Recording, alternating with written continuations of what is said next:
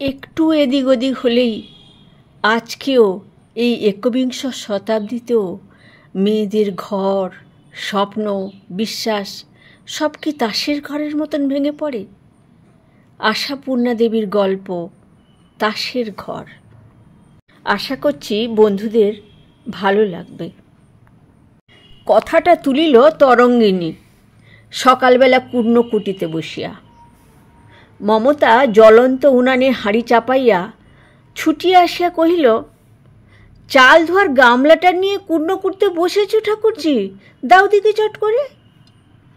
ঠাকুরজি কথাটায় কান না দিয়া আঙুলের আগায় থোড়ের সুতা জড়াইতে জড়াইতে কহিল, দাদা কাল কত রাতে বাড়ি এলো বউ?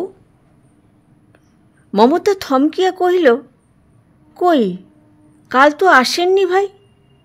বিয়েবাড়ির হাঙ্গামে খেয়ে দে 9টার গাড়ি ধরা কি সহজ?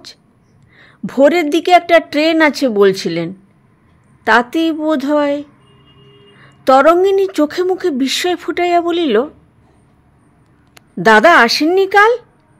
বলো কি বউ, আমি যে নিজের কানে শুনলুম। কি শুনলে? ভারী ভারী গলার আওয়াজ। ভাবলাম ঠান্ডা লেগে গলা বসে গেছে বোধ হয়। রাত তখন 2-2:30 হবে। ফিরে গিয়ে হিমিকে বললাম, তোর বাবা বোধ হয় বাড়ি এলো না রে হিমি। মমতার বড় মেয়ে হিমানি কাছে বসিয়া হেড মুখে শাক বাছিতেছিল। পিসির কথার উত্তরে সাড়াও দিল না, মুখও তুলিল না। তাহার পানে এক নজর চাহিয়া অল্প বিরক্তভাবে মমতা বলিল, আজ গুবি গল্পগুলো পরে হবে, এখন দাও তো গামলাটা, ভাতের জল ফুটে গেল। ভাত সম্বন্ধে উদ্বেগ প্রকাশ না করিয়া তরঙ্গিনী নাছোড়ভাবে কহিল, তাছাড়া স্পষ্ট দেখলাম যে বউ, ভবানীর ঘরের দেওয়ালে তোমার জানালা থেকে ছায়া পড়েছে, 2জন মানুষের ছায়া। না রে হিমি, ও উঠল কি না জল খেতে? বারে বারে কন্যাকে সাক্ষ্য মানায় মমতার হঠাৎ খেয়াল হইল, তরঙ্গিনীর ইহা নিছক কৌতূহল মাত্র নয়, খুঁচাইয়া জেরা করবার মতো। রাগে আপাদ মস্তক জ্বলিয়া যায়। তবে বোধ করি ভূত দেখে থাকবে ঠাকুরজি।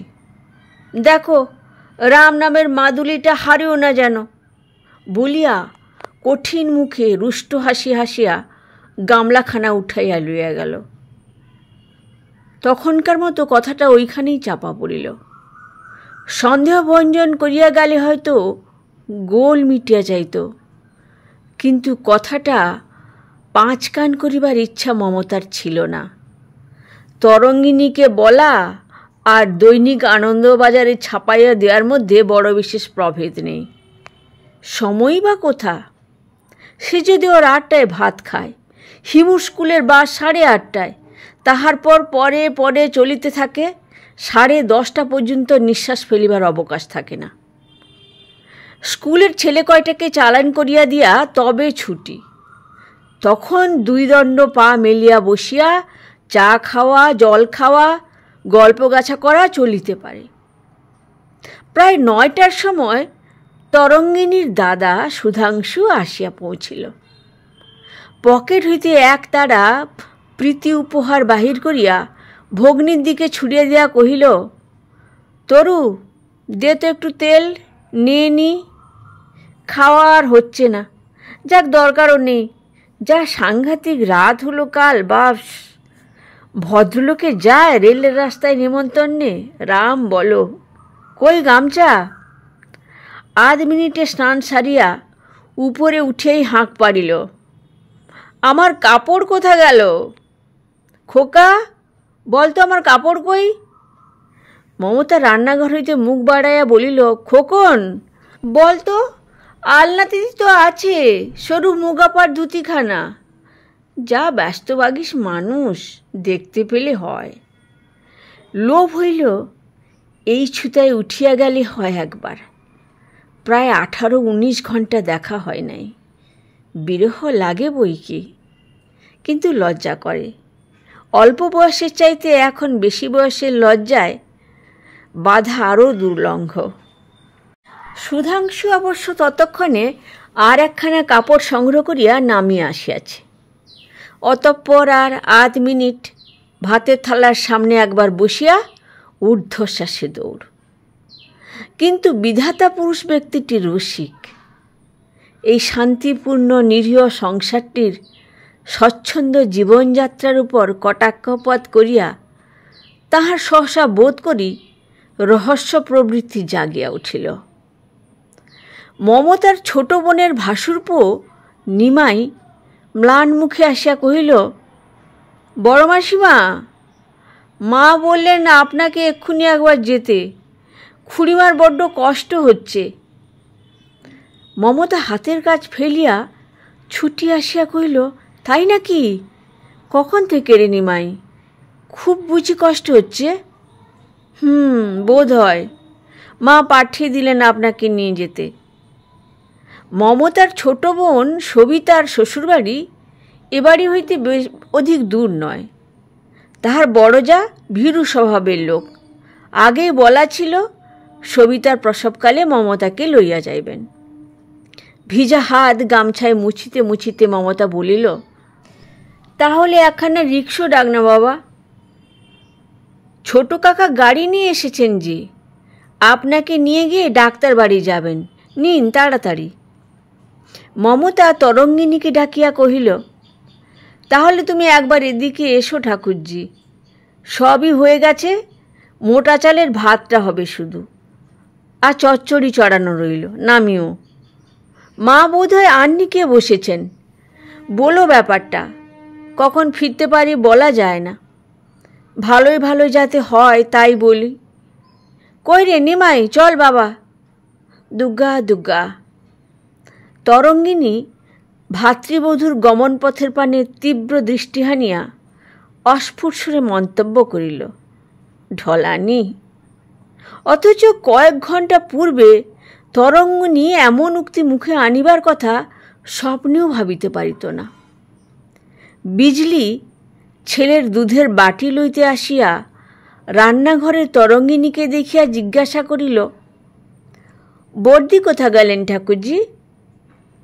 ঠাকুরজি নিজের জন্য ও মায়ের জন্য 2টা বড় পাথরের গ্লাসে চা ছাঁকিতেছিলেন। মুখ না তুলিয়া কহিলেন, এ সংসারে কে কখন আসে যায়, সব খবর তো রাখা যায় না মেজ বউ, রাখলেও বিপদ। ভূত দেখার উপহাসটা তখনও হজম হয় নাই। বিজলি কথাটার তাৎপর্য না বুঝিলেও দাঁড়াইবার সময় ছিল না, ছেলে কাঁদিতেছে। সুশীলাওয়ালা আহ্নিক পূজা সারিয়া এতক্ষণে নিচে নামিলেন। তৃষ্ণার্তের মতো পাথরের গ্লাসের কাছে বসিয়া পড়িয়া কহিলেন, বড় বৌমাকে দেখছি নে কেন রে? বাবা, তোমার বড় বৌমার হিসেব দিতে দিতে গেলাম। বোনাই বাড়ি গিয়েছেন গো, বোনের দেওর আদর করে গাড়ি করে নিয়ে গেলেন। সুশীলাওয়ালার নাকি মেয়ের চাইতে বউয়ের উপর টানটা অধিক, এমনি একটা বদনাম ছিল। বিশেষ করিয়া বড় বৌমাকে যে অত্যন্ত সুনজরে দেখিতেন এ কথা মিথ্যা নয়। শুধু তিনি বলিয়াই নয়, সদা হাস্যমুখী নিরলস কর্তব্যপরায়ণা বধূটিরও যেমন গুণের সীমা ছিল না, তেমনি ঘরে পরে এমন কেহ ছিল না যে তাহাকে ভালো না বাসিয়া থাকিতে পারে। হাসিয়া গল্প করিতে, যত্ন করিয়া খাওয়াইতে, রোগের সেবা করিতে তাহার জুড়ি ছিল না। লজ্জা শরমের হয়তো একটু কমতি ছিল, কিন্তু তাহার সরল নিঃসংকোচ ব্যবহারের কাছে বেহায়া নামটা ঘেঁষিতে সাহস পাইত না। কন্যার রাগে হাসিয়া ফেলিয়া সুশীলাওয়ালা প্রশ্ন করিলেন, তোর তাই হিংসা হচ্ছে না? বোনের ব্যথা উঠেছে বুঝি? আহা, তা যাবে বই কি, কথায় বলে মা বোন, মা নেই, কাছের গোড়ে বোন রয়েছে, যাবে না? তবে আর কি, ধেই ধেই করে ছুটতে হবে যার তার সঙ্গে। তোমার আশকারা দিয়ে তো গোল্লাই গেল, বুকের পাটা কত। খালি গ্লাসটা নামাইয়া একটা তৃপ্তির নিঃশ্বাসের সঙ্গে মা বলিলেন, অমন কথা বলিস নে তরু, বৌমা আমার লক্ষ্মী। কাজ নেই অমর লক্ষ্মীতে, লক্ষ্মীর গুণ জানলে। তরঙ্গিনী মুখখানা বাঁকাইল। অতঃপর গুণ জানাজানি হইয়া গেল। সারা দিন ধরিয়া অপরাধিনীর অনুপস্থিতির সুযোগে বাড়িতে আলোচনার ঝড় বহিতে লাগিল এবং বিজলি ভিন্ন প্রায় প্রত্যেকেই বিশ্বাস করিতে কষ্ট হইলেও করিতে দ্বিধাবোধ করিল না। বড় বউয়ের স্বভাব চরিত্র সন্দেহজনক। দুর্ভাগ্যবশত এমন অকাট্য প্রমাণ পাওয়া গেল যাহার উপর আর কথা বলা চলে না। 18 বৎসর যাবৎ মমতা যে শ্রদ্ধা ভক্তি ভালোবাসা সুনাম অর্জন করিয়া আসিতেছে, মুহূর্তের অবিবেচনায় তাহার ভরাডুবি করিয়া বসিল। হিমাংশু বউকে সাবধান করিতেছিল, দিদি দিদি করে অত গলে পড়া চলবে না, বুঝলে? উনি যদি সাবধান না হন, অগত্যা আমাকেই পথ দেখতে হবে। বিজলি উত্তেজিত হইয়া কহিল, মা গো, তোমরা বাড়ি শুধু সব পাগল হয়ে গেলে নাকি? এই কথা বিশ্বাস করতে প্রবৃত্তি হচ্ছে? প্রবৃত্তি হয় নাই বটে, তবে মেয়ে মানুষকে বিশ্বাসও নেই। বিজলির মুখ রাঙা হইয়া উঠিল। তবে আমাকেও ঘাট ধরে বিদেয় করে দাও না। বিশ্বাস কি মেয়ে মানুষ বই তো নয়? দরকার হলে তাও পারি, আমি দাদা নই। অতিমাত্রায় পত্নী প্রেমিক বলিয়া সুধাংশুর বরাবরই একটু অখ্যাতি ছিল। বিজলি বিরক্তি গোপন করিতে পারিল না, কহিল, দাদার মতন হলে তোরে যেতে, সে যাক। তোমার বোনটিও তো মেয়ে মানুষ বই নয়, বিশ্বাস কি যদি মিথ্যে করে বলে থাকে? লাভ তার? দিদির উপর ওর চিরকাল হিংসে। কাপড় জামাগুলো হিংসে করে কুড়িয়ে এনেছে বোধ করি। বিজলির আর উত্তর জোগায় না, রহস্যই বটে। সবিতারও আক্কেল দেখো, আজিকার দিন ছাড়া আর দিন পাইল না। দিদি থাকিলে বিজলি কাঁদিয়া পায়ে ধরিয়া রহস্যের মূল সূত্র বাহির করিয়া ছাড়িত, কিন্তু তাহা হইবার নয়। যিনি জট পাকাইবার তিনি বসিয়া বসিয়া পাকাইতেছেন, কে ছাড়াইবে? সুশীলাবালা কপালে করাঘাত করিয়া কহিলেন, আমি তখনই জানি ও মেয়ে একদিন কি সর্বনাশ ঘটাবে। মেয়ে মানুষ অত বাচাল, মাথার কাপড় ফেলে রাজ্যের লোকের সঙ্গে পেড়ে পেড়ে গল্প, হ্যাঁ হ্যাঁ হাসি। কে বা জানে আপন, কে বা জানে পর। যে আসছে তাকেই চা খাওয়ানো, জল খাওয়ানো, আদর উথলে পড়ে। মেয়ে মানুষ অত লোক মজানি হওয়া কি আর সুলক্ষণ? মমতার ছেলেটার অনেক ভাগ্য, তাই ম্যাট্রিক এক্সামিন দিয়ে বড় পিসের বাড়িতে বাড়াইতে গিয়াছে। সীমানির সম্মুখে কেহ রাখিয়া ঢাকিয়া বলিবার প্রয়োজন বিবেচনা করিল না। আর যাহাকে লইয়া এই তুমুল আন্দোলন, সে বেচারি সারা দিন দুশ্চিন্তায় অনাহারে জমে মানুষে টানাটানি করিবার পর শিশু ও প্রসূতিকে নার্সের হেফাজতে রাখিয়া গঙ্গা স্নানান্তে যখন বাড়ি ফিরিল, রাত্রি তখন অনেকটাই হইয়াছে। স্নানান্তে উহাদের বাড়ি হইতে আহার করিয়া তবে ফিরিবার কথা ছিল। ফিরিবার পথে মমতাই জোর করিয়া বাড়ির দুয়ারে নামিয়া পড়িয়াছে। স্বামীর উপর সূক্ষ্ম একটু অভিমানের সহিত উৎকণ্ঠাও জাগিতেছিল। নিশ্চিত জানিত সুধাংশু আসিয়া খবরটা শুনিলে সবিতার বাড়ি ছুটিবে। কি জানি গত রাত্রের অনিয়মে শরীর ভালো আছে কিনা। সবিতার সেই ছোট দেওর পৌঁছাইতে আসিয়াছিল। হাসিয়া কহিল, দেখছেন তো মমতাদি, বাড়িতে আপনাকে কারুরই দরকার নেই, সকলেই খেয়ে দিয়ে নিশ্চিন্ত হয়ে ঘুমোচ্ছে। বেশ হয়েছে, খেতে পাবেন না। সারাদিন জল স্পর্শ করলেন না, বৌদি ভারী দুঃখিত হবেন কিন্তু। রাগ দুঃখ করতে মানা করো ভাই, আমি একদিন গিয়ে চেয়ে খেয়ে আসব, সবু ভালো হোক। বাড়ির চাকর আসিয়া দুয়ার খুলিয়া দিতেই নজর পড়িল বাইরের ঘরে কে ক্যাম্প খাট পাতিয়া শুইয়া আছে। বিস্মিত হইয়া কহিল, শুয়ে কে রে সুবোধ? আগে বড়বাবু। বড়বাবু?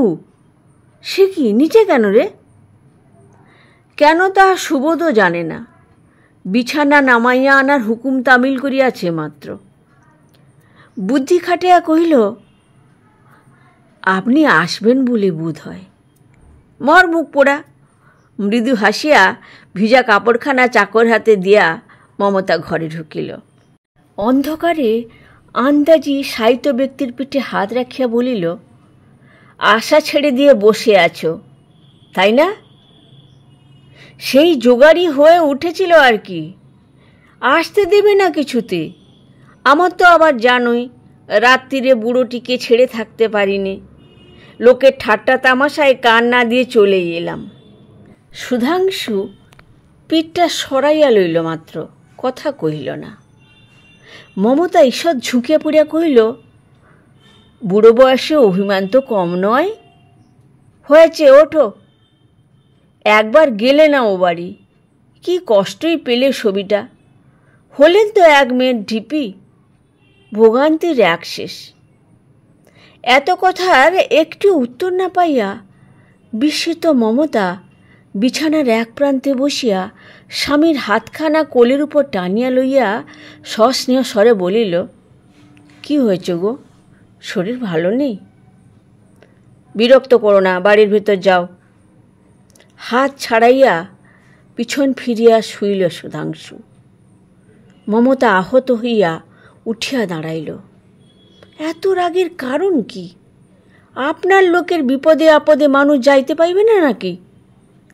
কিন্তু এসব মান অভিমানের পালা লোকচক্ষে প্রকাশ করিয়া এ বয়সে খেলো হইবার মতন স্বভাব তো স্বামীর নয়। ব্যাপার কি? আরও কোমল অনুনয়ের স্বরে কহিল, যাচ্ছি, কিন্তু তুমি সত্যই এখানে শোবে নাকি? ওঠো, ঘরে চলো। ও ঘরে ঢোকবার প্রবৃত্তি আমার নেই, তোমার সঙ্গে কথা কইবারও নয়। যাও, সরে যাও। অনাহার ক্লিষ্ট শ্রান্ত শরীরে স্বামীর এরূপ অভূতপূর্ব নিষ্ঠুর আচরণে মমতার চোখে জল আসছিল। ধরা পড়িতে না দিয়া কহিল, অপরাধটা শুনতে পাই না? অপরাধের প্রমাণ ঘরে পুষে রেখে যে ন্যাকামির ভান করে তার সঙ্গে তর্ক করবার রুচি আমার নেই। চালাকি শিখেছিলে বটে, তবে শেষ রক্ষা হলো না।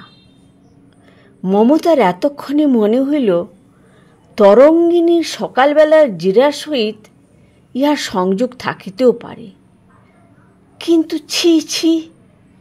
মাতালের মতো টলিতে টলিতে উঠিয়া অপরাধের প্রমাণ খুঁজিতে হঠাৎ চোখে পড়িল খাটের পাশে একখানা কাদামাখা অর্ধমলিন খদ্দরের ধুতি ও তদনুরূপ একটি পাঞ্জাবি জড়ো হইয়া পড়িয়া আছে।